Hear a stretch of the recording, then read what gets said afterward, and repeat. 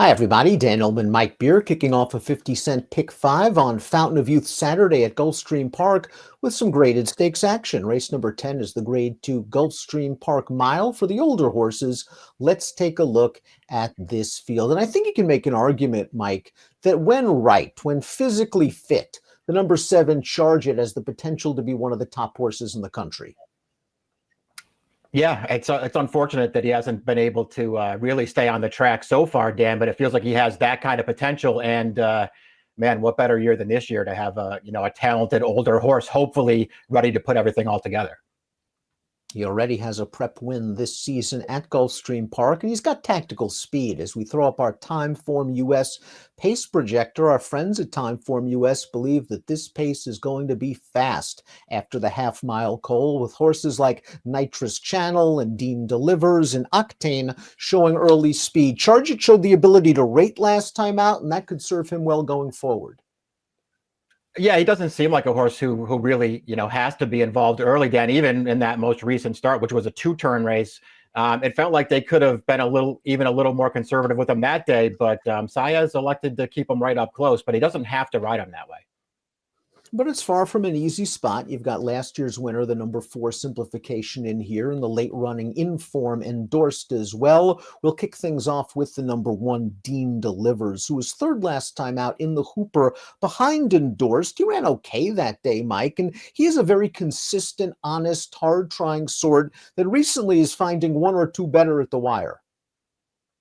Yeah, I mean, he's a decent horse, and he shows up every single time, and he actually has really good speed too, Dan. So I wouldn't be surprised if they decided to use it from the rail here, which, for whatever reason, hasn't been the case in his 2 previous starts going the 1-turn mile. I don't know. It felt like they could have taken the lead in either of those races if they wanted it, and they didn't really want it. They wanted to sit tracking trips on the outside, and Dean Delivers did his best with those trips. He just wasn't good enough at the end. I thought he was hard to take off of his performance last time, but I would be very interested if they sent him from the rail here.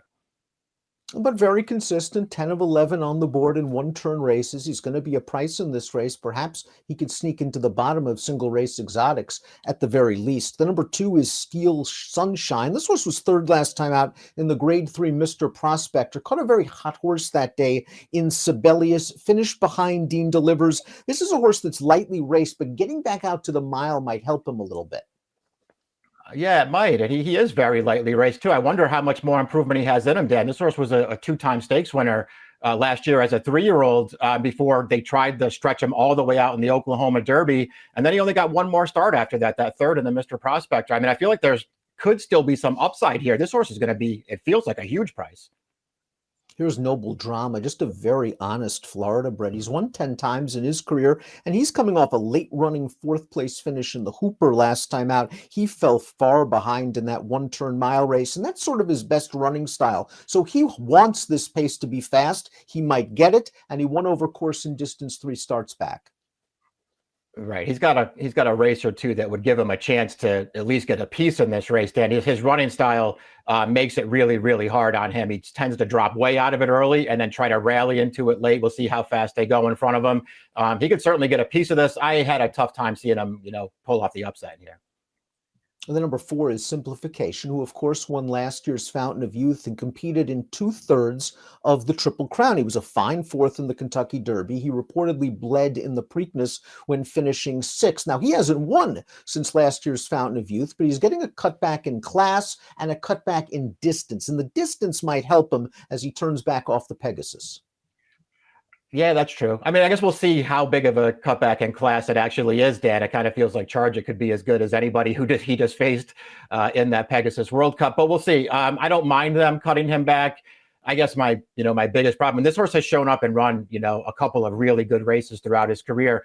My biggest problem is I'm not sure how good I really think he is. Maybe cutting back will help him. The last time he won a 1-turn mile was here in the Mucho Macho Man last January. He won that race, but he did it with a really soft trip. Simplification exits the Pegasus World Cup, a race that's been productive thus far. The fourth place finisher came back to win a graded stake at Oaklawn with a 105 Beyer speed figure. Octane is next. This is a horse that's hit the board in his last 5 starts, including a runner-up effort in the Hooper last time out. This horse has fine tactical speed. Timeform US believes he can be on the lead, but he doesn't necessarily need the lead to win. Do you think a mile is pushing it, or was his last race proof enough that he can get it given the right setup? Yeah, I mean, he ran fine last time going the one-turn mile. He got a great trip in that race and had every chance to win it. And at the end of the day, Dan, he was no match for Endorsed in the late stages of that race. I still don't know how he held on for second in that race over Dean Delivers. It didn't look like he got the photo, but he did. He didn't do anything in that race that would make me want to bet him back in here. He's a stakes winner at 7. He's a stakes winner at a mile and a 16th, but he must avoid getting involved in a very hot pace. Hey, remember when Endorsed, the number 6, couldn't win a race? He lost something like 22 or 23 in a row, and we were starting to question his heart. He was running against some tough competition, and he was running fine in those races. He just couldn't get it done. Well, he's now won 2 in a row, including last time out in the Grade 3 Fred Hooper, going a one-turn mile at Gulfstream and beating 3 of these horses. And here he is on the outside, charging down 3 in front of him. This isn't the old Endorsed. He's good right now. Yeah, he got a clean trip in this race, and he's just much the best at the end. This is a clear-cut win in the last 16th of a mile or so down on the rail there. Is Octane. Dean Delivers to the outside. They were no match for this horse at the end of the day. I thought this horse looked good winning, Dan. I liked that he got off. I thought that he broke the losing streak 2 back and then came right back and won again over this distance. That's a pretty good sign. This horse has talent.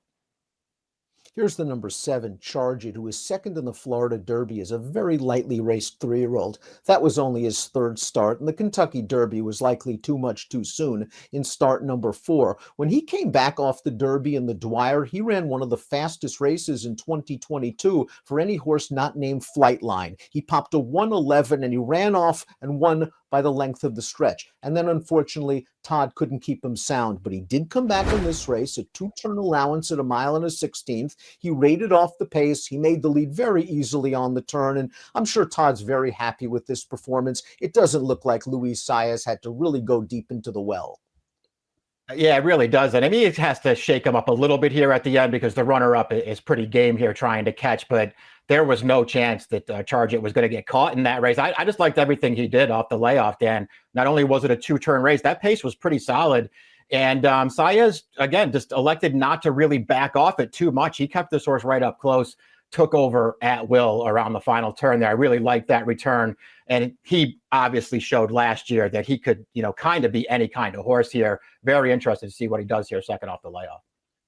The number 8 is O Captain, and O Captain looks like a sleeper in here that might get the right race flow, and his connections have treated him like a good horse since day 1, a race in which he won in gate-to-wire fashion going 5.5.